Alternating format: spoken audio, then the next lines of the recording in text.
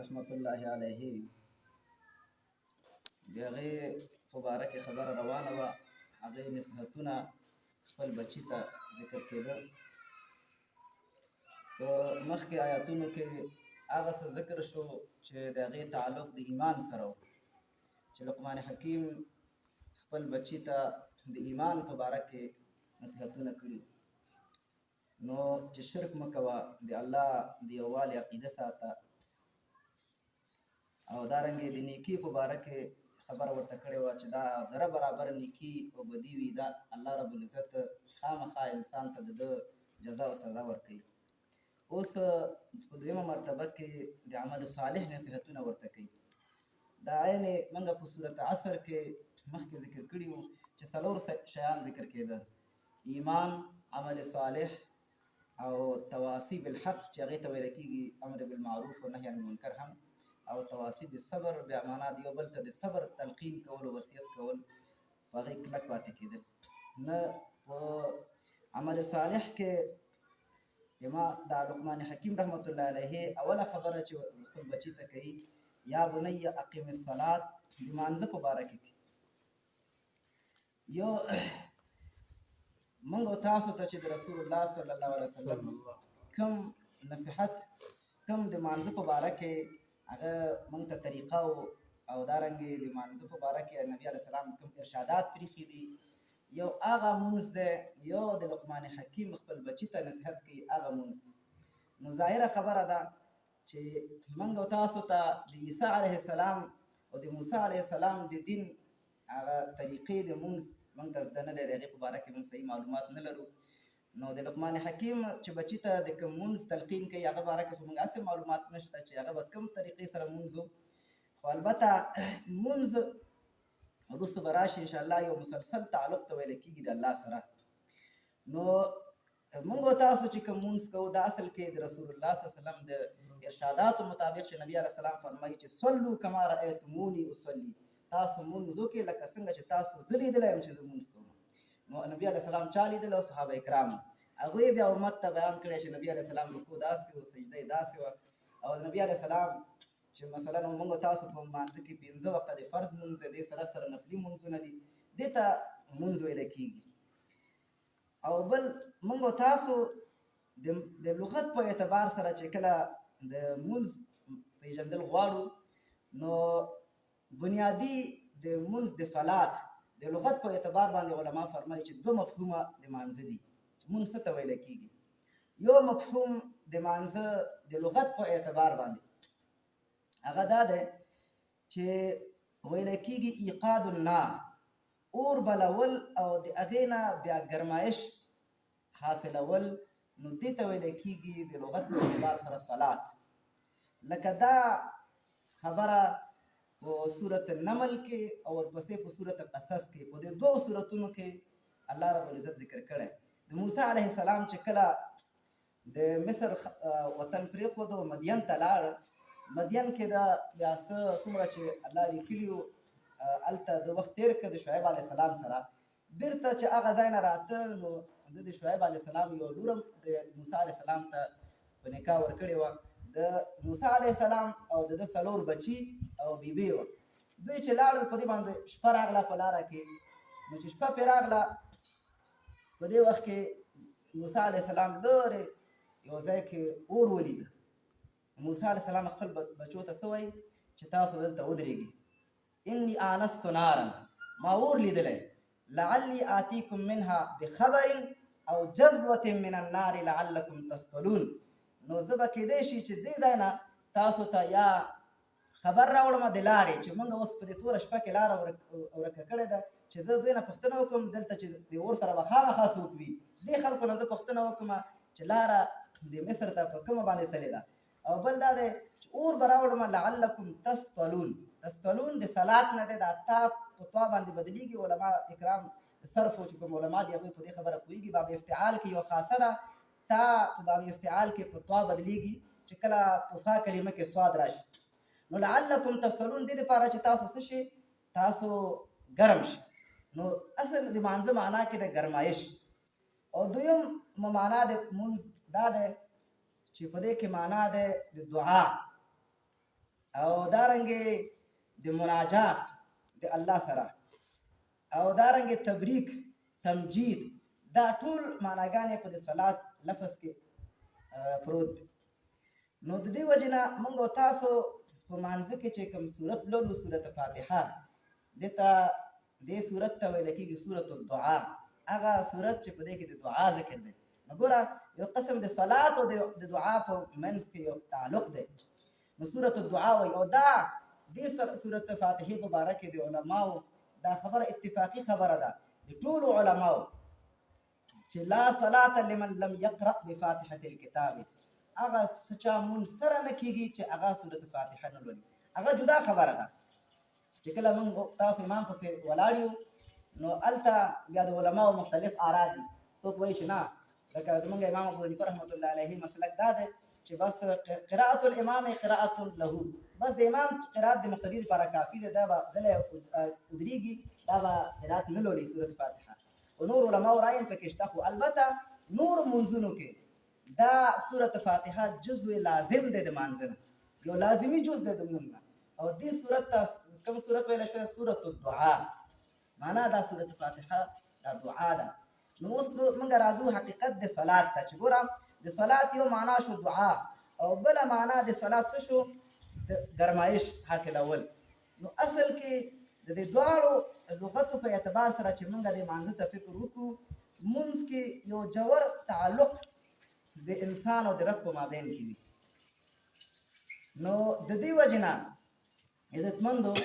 مونځ ته چې دعا ویلی شوی دی او مونځ ته چې صلات په هغه بله معنا سره چې ګرمایش معنا دی، معنا یو ګرم تعلق چې دې ته هاټ لاین ورته ویلی کېږي، ګرم تار ویلی کېږي چې د بنده او د الله په مابین کې دی. او دا داسې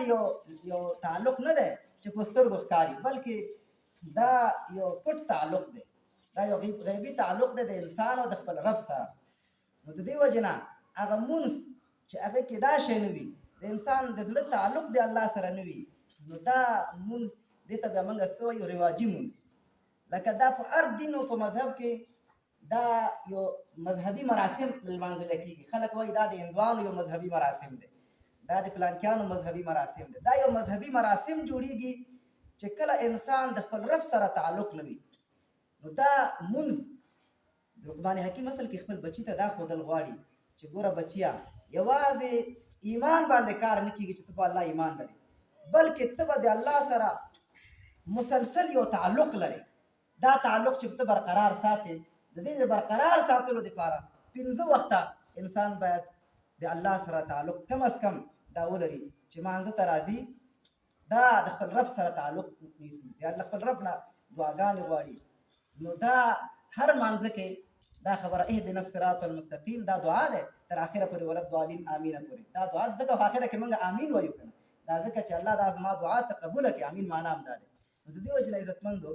ما دا خبره کوله چې لقمان حکیم خپل بچي ته دا وایي چې بچیا ګوره یوازې د ایمانیاتو خبره نه ده بلکې ستا به د خپل رب سره یو مسلسل تعلق وي، همیشه دپاره دوامداره تعلق پکار دی. نو د دې وجې نه په قرآن پاک کې دا د صلات په باره کې چې موږ هغه بله معنا وکړو چې دې کې یو ګرمایش معنا دی نو دا یو محبت د انسان او د رب په مابین کې چې نه وي دا تعلق د انسان نه برابرېږي. چې کله د انسان د خپل رب سره محبت ولري او دا کله کېږي دا اکثر چې دی د جمع په مانځه کې دا صورت نه جوړېږي، دا کیفیت نه جوړېږي. ځکه د جمع په مانځه کې اجتماعیت وي، خلک د سره ولاړ وي، څوک د چا په څنګ کې څنګه څوک سټ ګرایي څوک څه کوي، خو هغه تعلق چې کوم په انفرادي مانځه کې هغه تعلق چې کوم په نفلي مانځه کې د الله سره برابرېږي دا په اجتماعي مانځه کې د جمع په مانځه کې نه برابرېږي. البته د جمع په مانځه کې زموږ استاسو د رب د طرف نه نور حکمتونه او اسرار او رازونه شته. د جمع په مانځه کې یو فلسفه او حکمت دا دی چې د مسلمانانو اتحاد برقرار پاتې شي، چې ټول یو جماعت ته راغونډېږي چې دوی یو بل نه خبرېږي او دا یو قسم تنظیم غوندې یو اتفاق مظهر وکړي دا مسلمانان چې ګوره موږ یو خلک یو، دا څوک چې راغونډ شوي په دې جماعت کې ګوره د یو بدن په شان ته یو. د اتفاق او اتحاد خبره، د نظم او د ډسپلین خبره، نو دا د جمع په مانځه کې دی. بل په دې کې د مشر د تابعدارۍ خبره ده. دلته امام مخکې ولاړ دی، دا چې کله الله اکبر کوي نو تا تسبیحات که پوره وي که پوره نه وي ته به دا نه وایې چې زه خو ډېر بزرګ یم زه به دا تسبیحات د دریو په ځای به 15 وارې ووایم اخر کې به د ملا صاحب نه جګ شم نو دا به نه کوې نه دلته اطاعت د امام په تا باندې واجب دی د سبحان ربي الاعلی یا سبحان ربي العظیم یا نور شیان چې ته ډېر وایې دا ستا ځان ته بزرګي ده خو دلته به د امام تابعداري ته کوې ځکه د امام تابعداري په تا باندې واجب دی هغه نور شیان چې دي هغه سنت په مرتبه کې دي نو یو د جمع په مانځه کې دا ده چې انسان د دې خبرې تربیه وشي چې زه ګوره د مشر اطاعت کوم ځکه په اسلام کې دا خبره ډېر مهم ده د امیر تابعداري د مشر تابعداري نو دا هم په انسان کې کله پیدا کېږي چې د جمع د مانځه اهتمام کوي اتفاق اتحاد تنظیم ډسپلین او دارنګې د مشر اطاعت دا ټول د جمع په مانځه کې دي یو بل د حالاتو نه خبرېدل خو البته هغه کیفیت چې جوړیږي د انسان او د خپل رب په مابین کې هغه محبت او کوم تعلق چې د انسان او د خپل رب په مابین کې دا په انفرادي مانځه کې بیا خاص کر الله چاله توفیق ورکړي الله دې موږ تاسو ټول له توفیق راکړي چې څوک د تهجد د لمانځه اهتمام کوي چې بس ته ودرېږې نه د ښي طرف ته څوک دی نه د چپ طرف ته نه د مخې ته څوک دی نه شاته بس ته او ستا رب په توره شپه کې ته ولاړې او خپل رب سره مناجات کوې نو دا یو بېل کیفیت د انسان بیا د خپل رب سره برابرېږي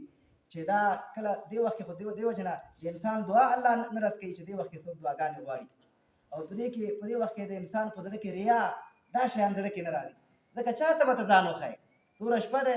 ټول خلک ویده دي نو ته ولاړې الله سره مناجات کوې نو ځان ښودنه چاته شو جومات کې خو کېدای شي یو حاجي صاحب ته یو مولي صاحب ته یو بل چاته یو ځان ته به ځان وښایې که نه الله دې موږ ریا نه وساتي خو په تهجد لمانځه کې دا شیان ذهن ته نه راځي نو دغسې یو جوور تعلق انسان د الله سره او دلته فرمایي چې یا بنیه لقمان حکیم فرمایي اقیم الصلاه ګوره یو بله نقطه علما فرمایي چې یو اقیم الصلاه یو مصلین دی مصلین څه ته ویل کېږي دا په قرآن پاک کې صرف یو ځای کې د مدح په ځای باندې استعمال شوی دی یعنې د صفت په ځای کې او نور دا مصلین اکثر په قرآن پاک کې چې څومره استعمال شوي دي د ذم او د بدی په بیانولو ځای کې دا استعمال شوی دی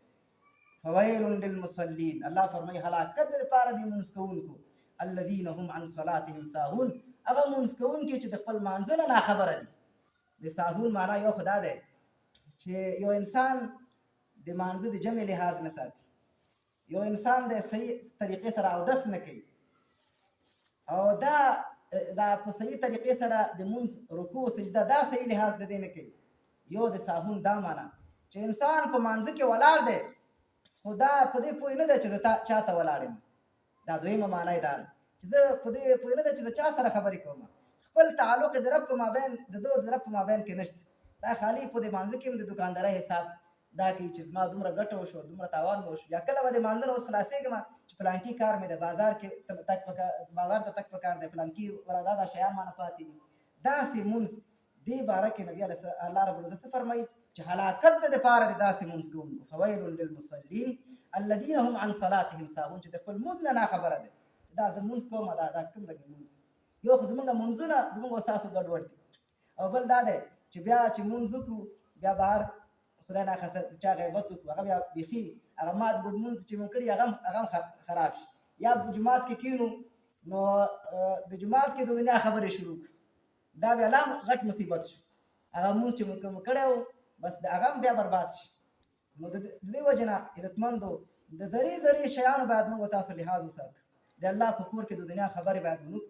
چې موږ دا لمونځ وکړو هسې نه چې دا رانه چېرته دا لمونځ ضایع نه شي یو خو هغه لمونځ نه دی چې کوم الله موږ نه غواړي بل بیا په دې شیانو باندې دا لمونځ رانه ضایع شي نو لقمان حکیم فرمایي چې یا بنیه اقیم الصلات ای بچیا د لمونځ پابندي کوه د لمونځ پابندي بېل شی دی اقامت الصلات یو اقامت الصلات دی یو لمونځ کول دي مصلین ما خبره درته وکړه نو اقامت الصلات دا معنا چې ته صحیح د لمونځ پابندي کوې او ستا کاروبار ستا ژوند هر څه د لمانځه سره تړلی چا سره چې واده کوې ولا فلانکي ځای ته تګ پکار دی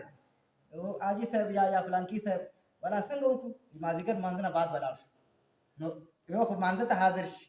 نو مونږ په جمع سره وکړو بیا راځي چې فلانکي پوښتنې له لاړ شو یا فلانکي ځای ته کار له لاړ شو څه وخت کې لاړ شو لمونځ دا د مسلمانانو اجتماعیت او نظم دا هر څه د لمانځه سره تړلی نو لقمان حکیم خپل بچی ته وایي یا بنیه اقیم الصلاه ای بچیا ګوره د لمونځ پابندي کوه وامر بالمعروف وانهه عن المنکر او ته امر بالمعروف کوه. وامر بالمعروف څه معنا؟ دا یو نوی لفظ دی چې موږ تاسو ورسره مخ کېږو. په سورت عصر کې دا خبره تېره شوې وه چې وتواصوا بالحق، د حق وصیت، د حق اواز پورته کول، د حق وصیت یو بل ته کول، او دارنګې د حق نصیحت کول. دا خبره په صورت عصر کې تېر شوی، خو البته په دې الفاظو سره چې وامر بالمعروف ونهى عن المنکر، دا هماغه تواصل بالحق معنا دی، خو په دې الفاظو سره موږ تاسو اوس ورسره اشنا کېږو چې وامر بالمعروف. ای بچیا ته امر بالمعروف کوه، ونهى عن المنکر، او د نارواو نه ته منې کوه. دا لفظ په قرآن کې لس ځایه جوړه الله پاک استعمال کړی، لس ځایه امر بالمعروف او نهي عن المنکر. د دې وجې نه دا خبره چې څوک کوي چې دا نهي عن المنکر په کار نه دی، چې چاته ووایي چې ګوره دا کار مه کوه، دا ناروا کار دی، ځکه په کار نه دی چې د دې په وجه باندې چې ته خلکو ته وایي چې دا کار مه کوه، تا سره نفرت پیدا کېږي. چې نفرت در سره پیدا شو، سبا بیا ستا خبرو ته غوږ نه ږدي، نو ګوره ته به بیا چا ته خبره کوي؟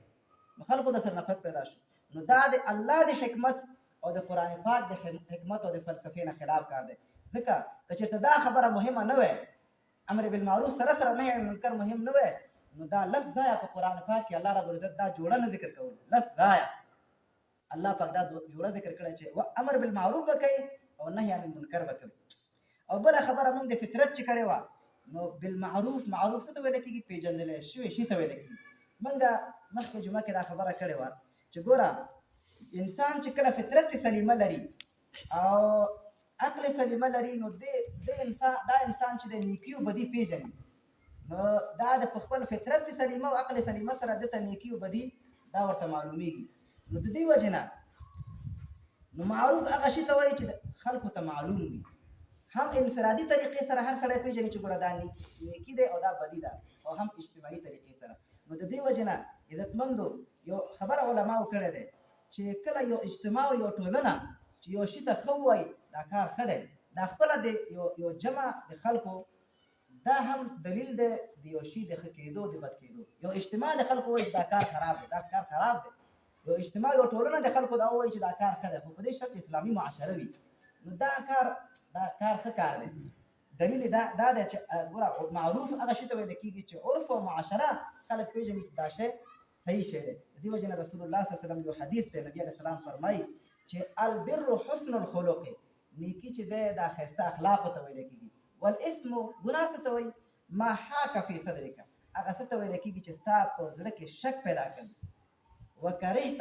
او ته دا بد ګڼې ان یطلع علیه الناس، چې خلک پرې خبر شي. نو ګوره دا خلک د خبرېدو نه ولې ته ډارېږي؟ دا ځکه ډارېږي چې خلک خبر شي، خو بیا به ما ته به ګوته نیسي چې دا کار دې ولې وکړي. نو معلومیږي چې دا خلک اجتماع هم چې هغوی یو کار ته ښه وایي، نو دا کار ښه وي، او چې دا یو کار ته څه وایي بد وایي، دا کار. خو دا اجتماع چې مسخه شوی نه وي، دا ټولنه چې مسخه شوې نه وي، اوس اروپا هم یو ټولنه ده، مسخه شوې ټولنه ده، هلته لوس ګرځېدل چې دی هغوی یو تهذیب دی، یو اخلاق دی. نو داسې اجتماع نه یادوي، د مسلمانانو اجتماع یادوي چې هغې فطرت خراب شوی دی. الله دې د عمل کولو توفیق راکړي.